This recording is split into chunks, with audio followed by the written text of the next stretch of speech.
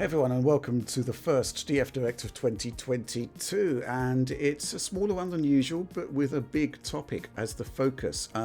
Essentially, at the Consumer Electronics Show 2022, Sony revealed the full specification for PlayStation VR 2, as it is now known, and it looks absolutely fantastic, to be honest. And joining me to discuss it, first of all, John Linneman. Rich, from now on, you shall refer to me as Pimax 8K. Or just John, it's fine. But, I prefer John. I'm in the VR mood, and I'm excited to talk about this. So your hacker alias is the sort of full-on high-spec VR headset. Okay, fair enough. Exactly. I'm more of a Quest 2 guy myself, but there we go. Also, of course, Alex Battaglia. Alex Battaglia, also known as hacker alias Google Cardboard. I'm here. I'm ready. Let's do this. Google Cardboard. Oh dear. Okay, well look, essentially CES last week, Jim Ryan took to the stage to basically reveal the full specification for PlayStation VR 2. We got our first glimpse of a PSVR 2 game, and the PlayStation blog followed that up swiftly with a lot more detail, and I'm hugely excited about it, John, specifically because, well, you know, Quest 2 doing really well, but it is still a fairly limited device. What we're looking at here is not only a super high spec piece of technology here, but also one that's focused directly on games. I think the problem that we've got with Oculus at the moment is this whole kind of descent into the metaverse, and it's not good, but this just looks fantastic, right? Yeah, absolutely. So I think when defining something as a high-end VR experience, there's multiple sort of pillars to discuss there. And I kind of want to start with the screen first, because I think this is obviously the most central point of any VR headset. And Sony's actually sticking with an OLED display for this one, which is, I think, a smart move, as a lot of headsets have made the jump from OLED to LCD. That happened even with Oculus. Like, I moved from the original Rift to the Rift S, and while the Rift S is a better headset overall, the move to LCD is a noticeable downgrade in terms of black levels when you're using the VR headset. So I'm happy they're sticking with that. But the screen itself is really quite high resolution. It's a 4000 by 2040 panel with 2000 by 2040 per eye, right? So you're essentially getting a 4K screen up close. So it should be a much denser looking image compared to the original PSVR. And although PSVR was pretty good at minimizing the screen door effect, this should obviously take things further. Beyond that, though, there's some other very key interesting features. First of all, 4K HDR, as they say here. So high dynamic range is something I don't think we've actually seen in the VR space before. And this could be rather interesting and convincing, because essentially right now, to make VR work well, you need to sort of enable a low persistence mode on the screen, right? And that does have sort of a dimming effect. So if you use any VR headset, the actual image produced is not as bright as what you would see from a normal flat screen. And I think it's down to this. So I'd imagine then that HDR at least should help overcome some of these issues and produce a more intense, lifelike, brighter looking image overall. Now, obviously you don't want it to get too bright when you're wearing one of these things. That might actually be painful, to be honest, but I think it's a really nice move that should provide a more visually striking experience than possibly any other headset on the market. And then the last big thing about the visual side is the field of view, which has been increased to 110, which is actually competitive with most high-end PC headsets. So like the Valve Index is rated around 109, so it's basically about the same. And there are some that go above this, such as the Pimax 8K. And there's that one Spanish headset, I'm forgetting the name on, that's also pretty high end. I think that is 115 FOV. But yeah, so basically the point is you're going to see more of the image at once. It's going to be clearer, it's going to be brighter, it's going to have excellent black levels, and it also updates with the same 90 and 120 hertz support of the PSVR 1. So that's kind of the screen. Happy days, right? I mean, another high-end feature we've got to talk about, which I don't think has been fully implemented, if implemented at all, in other consumer-level headsets, is eye tracking, and attached to that, of course, is the implementation of Foveated Rendering, which is, I think, is really important, right, Alex? Yeah, so here, these two technologies go hand in hand, and it's really awesome to see Sony implementing it in a consumer VR headset designed around games. Eye tracking is essentially inside the actual HMD itself. There is a camera in there looking to where your eyes are going, and I'm presuming it's running at a refresh rate and tracking your eyes at a refresh rate higher than the actual refresh rate of the screen displaying the images, so it can actually be really, really precise. Tracking your eyes is important because VR is very expensive rendering-wise, and usually they would have to, in a traditional VR setting, have to render every single aspect at every part of the screen at the same level of detail, intensity, shading, and all these things, even though your eyes may actually be only focusing on a very small portion of the image. With foveated rendering combined with this eye tracking, they know where your eyes are looking on that HMD VR screen in there, and the very center of where your eyes are focusing on, they'll pour in all the shading power they want, all the resolution that they can have. Maybe it can even be a resolution above the screen resolution to make it really precise. And then in the outer periphery edges of that, they'll render it at a lower resolution, lower shading precision, all these things, essentially to make it so that you get the best visual quality and resolution in the area where you're looking at, and the area where your eyes maybe don't have as good of resolution detail or even the ability to focus, it'll be low resolution. So they're saving a lot of rendering performance there, and which will allow, like we see in that Horizon, I forget the name of the experience, the VR experience, but very high quality visuals, I would say, while running at this extremely high resolution, higher than a lot of PS5 games for sure, and extremely high refresh rate, 90 to 120 hertz. There's some questions there about how it works because I haven't seen much research on foveated rendering being done. I haven't read it personally myself, but it should be really interesting to see how the eye reacts to images in the periphery being lower resolution. I'm very interested in that, and I can't wait to see it in person when we do get to try this out. Yeah, I mean, if it's a fairly subtle effect, it will probably go past unnoticed. But there is the concept that aliasing could be introduced, which would be picked up in peripheral vision. Yeah, interesting stuff. Going to be interested to see how that all pans out. But there's also other new features which I don't think we've seen in other VR headsets. Specifically, they've integrated a motor into the headset itself. The idea being to give some kind of feedback to your head while you play, and I can't quite get my head around this. I'm sure it's literally, but it's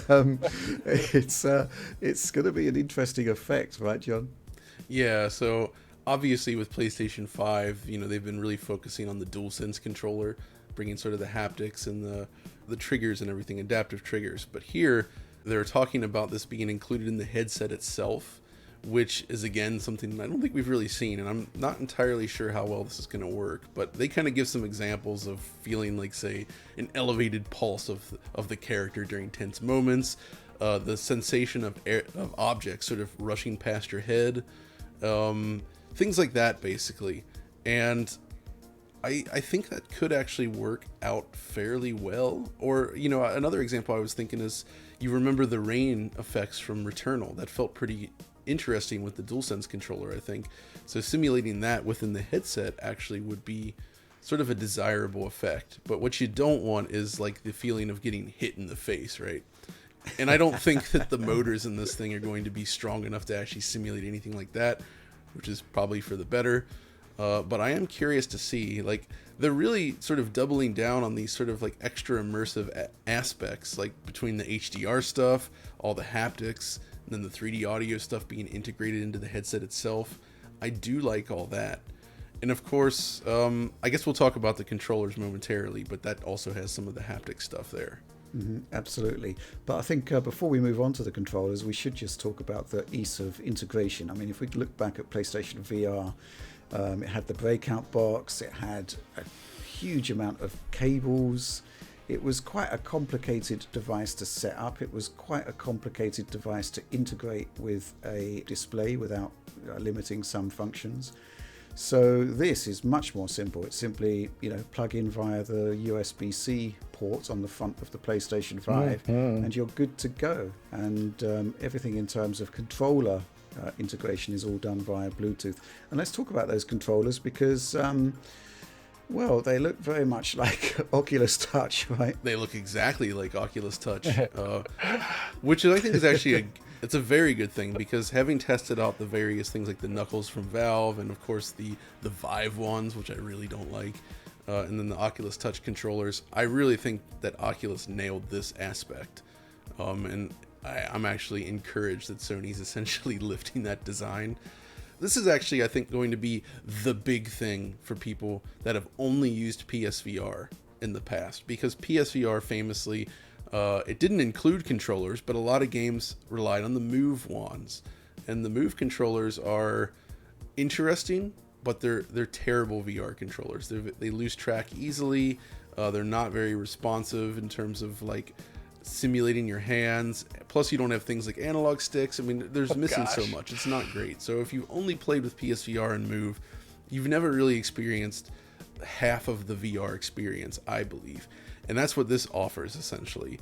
So they're doing inside-out tracking, like the Rift, where essentially they're using sensors in the headset and on the controllers so that they can essentially read your movement. There's no external sensors or cameras required here. You don't need to set up anything, which is kind of a pet peeve of mine. I don't like using external sensors, especially because they can be easily occluded by your own body or something else in the room.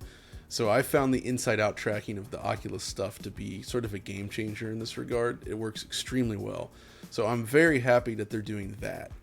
In addition, they are bringing in things like the adaptive triggers, which I'm not a huge fan of these in the DualSense necessarily in most games, but I actually think in VR, when you're physically manipulating an object, it starts to make a lot more sense. Just firing a weapon, you pick up a gun, for instance, and they can sort of like use haptics to give some sort of feeling of weight, where like when you shift your hand, you might actually feel the haptics moving around to give you the impression of like the physical object shaking. But then pulling the trigger, adding that extra resistance to it, would actually feel a lot more natural when your brain thinks you're holding another object, right? So I actually think that just introducing this will allow people to enjoy things like HalfLife Alyx and the like. Not to say, we'll talk about the software momentarily, but that type of experience could not work well with the PSVR and the Move controllers, and it's now going to be possible here. The only thing missing though is the finger tracking that was present in the Valve Index with the Knuckles controllers. It does have the touch sensitive sort of binary finger detection that the Oculus has as well, but actual finger tracking is not here, which I guess I could take it or leave it. I haven't found that it was used in any significant way in most games necessarily. It's a cool thing though, and like sort of the drop, and there's aspects of the Knuckles that are very cool, I have to say, but I do think overall for game focused sort of experiences, this is probably the best choice. Well, let's talk about games, right, Alex, because I think part of the issue in recent VR development has been the proliferation of the Oculus Quest, which is essentially running a Snapdragon mobile chipset, which automatically limits the scope of the experience. But obviously it is the number one VR platform at the moment. But with this, we have a device that's going to be aimed at a truly mainstream console, which should have a good degree of sell-through by that point. We should be able to see some, experiences that are generations apart from the Quest experiences that we've been seeing recently. And we got to see our first one, or at least a very, very tiny glimpse of it with Horizon Call of the Mountain. So what's your first impressions on that? This looked really, really good from a visual standpoint, where it looks like we're seeing Horizon Forbidden West, quality assets. Maybe those are the assets from the game itself as well too there, just rendered in a VR setting. And those assets are really great. Like we pointed out when we looked at Horizon Forbidden West in a reaction video, just like when you look at the coral bits on the old cars in the game, just how high the geometric detail density is there. And that's something, honestly, in a third-person game, with the camera far out, with the FOV a bit wider, and you're far away from the TV, you don't actually realize how much detail some assets get in them when in these like really great first, exclusive games on PlayStation. VR, perfect for the geometric density we're seeing there, and this looked like it had it all over in this video. Gameplay-wise, it looked rather standard. It was really hard to see. It just looked like an experience kind of game. We've seen these a lot. In early VR especially, it's not like your HalfLife Alyx or your Boneworks where it's super intense, but... I hope it's not like that, though. I hope not to, yeah. The way they described it made it sound like more, and I'm hoping that was just for trailer purposes, because those ride-along VR experiences, they're really not interesting anymore. No, they aren't. So I guess we could talk then, if we're going to talk about, we hope it's more than that, we should maybe then move a little bit onto software in general, because like you're saying, Rich, this can offer something a lot better than a Quest 2 can do. It can offer your HalfLife Alyxes. It has the power definitely for a really great version of HalfLife Alyx, or it has the quality definitely there for something like Boneworks and really high quality too. What kind of titles do you want to see on this, and how easy is it for them to build up a portfolio of titles, including backwards compatibility? Yeah, I think Half-Life Alyx is an interesting one, right? Because it was supposed to be the dawn of a new level of fidelity in VR experiences, and it just kind of was never surpassed, really. That was the problem. It was supposed to be the first of a new wave of VR games, and that wave never arrived. But I think it's a perfect candidate for a conversion to PlayStation VR 2, and I also think it would serve Valve's interests to port it simply to, kind of put a stake in the ground and say, look, we now have devices that are capable of producing experiences like this. Make more of them. I mean, what do you make of that, John? Yeah, I agree. I think the Quest has sort of become a little bit of an issue in the sense that it's now focusing the VR market on this mobile chipset, right? And I do feel like there has been less high-end PC VR experiences, which given the cost of everything, I do understand that, of course. But there is the potential for the PSVR 2 to actually also benefit PC VR users as well, by bringing more experiences that focus on higher end visuals back to the platform. I mean, they do exist, but you're right, Rich. I feel like with Half-Life Alyx, it set the bar really high, and then nothing has attempted to sort of bypass that. So, yeah. And I do think that the success of the Quest, which is a great platform, overall, I do think that it has had an impact, because it's very difficult to justify a high budget experience when targeting just high-end PCs with VR, right? Like, I can't imagine the sales being excellent there. And in the past, a lot of those came through funding by a company like Oculus, right? With that Facebook money. But now that Oculus has turned its attention to the Quest, there's a whole lot less of that happening. And in fact, when I recently reinstalled the Rift after formatting my machine, I actually found it difficult to even locate the setup for the Oculus Rift on the PC on their site. They did everything they could to obfuscate that. You have to go through all these layers and menus and support stuff before you finally find a download link for the Oculus software. Like, that used to be front and center, but now it's buried and everything is about the Quest.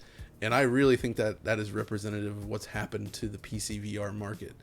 And so I am encouraged that PSVR can bring us more high-end experiences. And I'd also like to see Resident Evil Village. I think when we looked at that game, without ray tracing enabled, the overhead that was left there, I mean, it just ran at 4K 60, albeit interlaced mode.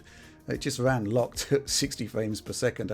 Bearing in mind that Resident Evil 7 did transition to be a full PSVR experience, I'm kind of optimistic that we could see this game as a VR showcase for PlayStation 5 as well. Rich, that's an interesting point, and I actually think this is going to become potentially the avenue forward for a lot of developers, is essentially building VR offshoots or VR modes in their game. And we've seen a lot of this with PSVR, but the budget of a game like Resident Evil, it's a high target. You can't necessarily justify this as a VR only experience, but Resident Evil 7 worked out. People loved that in VR. It was not a VR game first and foremost, but it supported it, and it actually worked well within that context. And you're right. I think, Capcom could leverage what they've already developed for Resident Evil Village and essentially customize it and optimize it into a VR experience.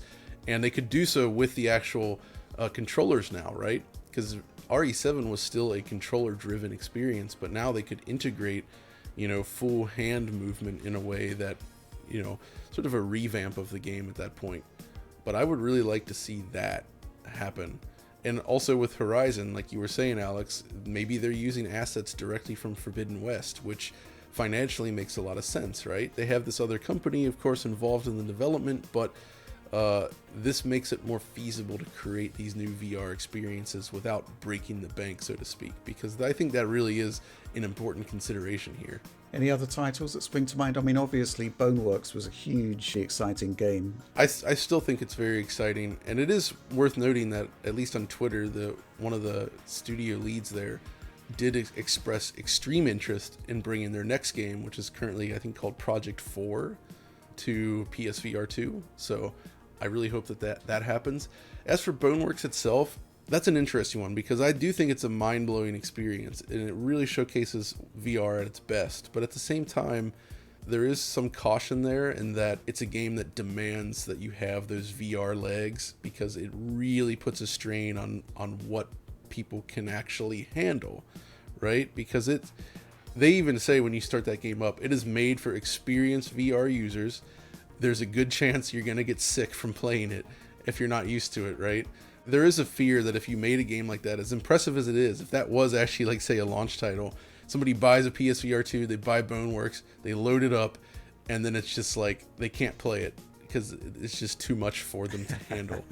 So I don't know, that is an interesting thing, and maybe Oculus actually implements sort of a comfort rating into their store, and I kind of feel like Sony, I actually can't remember if PSVR did that. I don't think so, but no, they didn't. I actually think that's really important, is the comfort rating. We have been talking about HalfLife Alyx. There's no confirmation there, just rumors and such, but I think having HalfLife Alyx as a launch title would be such a masterclass move. Sony should move mountains to make this happen, because there's a lot of people that want to play that game, and they have not had the opportunity to do so. And I do think that this would actually push a lot of people to check out PSVR, because it would be a more affordable, upfront way to experience Half-Life Alyx. So we'll see. I hope they do it. Alex, obviously you've had a lot of experience comparing PC with PlayStation 5. Do you think the PlayStation 5 GPU has the horsepower to run VR experiences at native resolution, bearing in mind the panel that we've got here? I would say for sure. They pare down a lot of things in VR games. A lot of post-processing is gone, things like ambient occlusion, SSR. They're very different experiences, and they're forward rendered typically. The rendering load's very different, and it should work rather fine, I think, especially given the clock speed and everything, like the front end focus of that PS5 GPU there. I think it's perfectly fine for it. I'm just actually curious on a technical level how they're doing foveated rendering, because as we know, the PS5 GPU doesn't have hardware VRS tier 2 that's pushed in DirectX or Vulkan, things like that, but we've seen software VRS solutions from the likes of Infinity Ward with their Modern Warfare 2019, and as well as the most recent Call of Duty, their Vanguard. I'm wondering if they're using that kind of a solution, just one that they've implemented on an API level within the PlayStation 5 development context. I'm very curious to see how it's done, and I hope we learn a little bit about it in some time here, yeah. Okay, let's go back a step and talk about the specification here and how it relates to PlayStation VR 1. Do you reckon we will be able to do backwards compatibility here, John? These are two very different systems, right? We've got an inside-out tracking set up on the new headset versus the camera based on the old. So for this to work, obviously, they're going to have to find some way to sort of translate the sort of interface of PSVR to work with this new controller scheme. I do think it's feasible, but it could be difficult, especially as a lot of games would actually require you to, say, place the Move controllers in view of the camera and all that kind of stuff. So there is some trickiness there that might make it difficult. They could potentially do sort of like a whitelist kind of thing where, like Resident Evil 7, for instance, there's no reason why that couldn't work, right? Like that doesn't even use the Move controllers. So the thing that makes me wonder about it, though, is specifically the support for 90 and 120 hertz refresh rates, because that split refresh rate support is exactly what PSVR 1 offered. So I kind of feel like they would have selected that for a reason, because typically On PSVR, most games did not run at 90 or 120 hertz. Instead, they ran at 60 hertz, and then they used it async time warp to get up to 120 for head movement, so you get smooth, high frame rate head movement. And that may still actually be the case here with PS5, but I do kind of wonder if that indicates that they are at least looking into a way to make sure that this is compatible with PSVR 1 software. And I hope that they can figure that out. But the more I think about it, it's not the headset, it's the controller. I mean, you look at something like Astrobot, the original game, which is phenomenal, but that relies very specifically on functions of the DualShock 4 with like the light bar and everything. And I really have to wonder what's feasible. So I'm hopeful for it, but it does seem like it would be quite challenging to actually pull off. I think the idea of having a curated list might actually be counterproductive, because people might believe that they'll be able to play all of their old PSVR library on it when they wouldn't be able to. It could be problematic. I guess they don't really want to look to the PSTV/Vita as a model of how to do things. And the cost situation, well, I find this interesting because if you look back at PSVR 1, it was designed to be as cheap as possible. I mean, they basically plumbed the headset into the existing ecosystem. They used the existing camera. They used the existing controllers. And that was kind of like its Achilles heel at the end of the day. I mean, the good thing about PSVR 2 is that it's seemingly integrated into the system from the ground up. It's far more easy to connect. But the technologies that we're seeing here are going to add to the cost, undoubtedly. Those displays just on their own they're going to be quite expensive.